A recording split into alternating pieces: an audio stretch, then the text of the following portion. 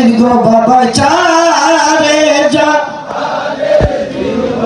বাবা জান ফরিদপুরি গো বাবা ভবের গুরু গাউসুল আজম বাবা জান মুজাদ্দিদি গো বাবা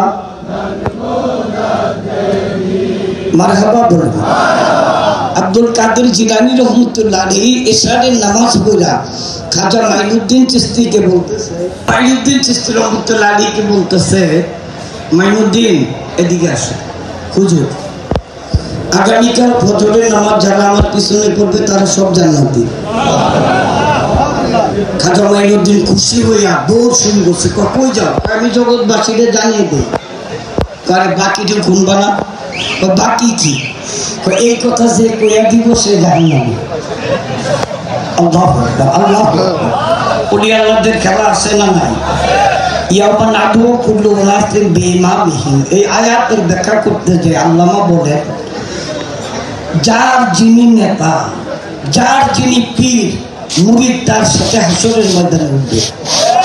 দক্ষিণ উত্তরা শরীফে কেবলাজান হুজুর একদিন বলতে যায়, বলেন বাবা আপনার দাদা পীরের খাতিরে আপনার পীরকে আল্লাহ তাআলা এমন একটা মাকাম দান করছেন, হাসরের ময়দানে আমি আমার বলিদানদের ব্যাপারে যদি দরখাস্ত দেই, আল্লাহ দয়া করে আমার নবীর খাতিরে আমার এই গুনাহগার মুরিদদেরকে মাফ করে দিবেন। কেবলাজান হুজুর পাক এক এক সময় এক এক হালে কথা বলতেন। ওই কথাগুলি শুনলে আজ বুঝতে পারি উনি তিনি কে। কেবলাজান বলতেন, যদি আমাকে কেউ রাখাল মনে করো, আমার চেয়ে এত গরু কারো নেই। যদি কেউ আমাকে ডাক্তার মনে করো, আমার চেয়ে বড় ডাক্তার নেই।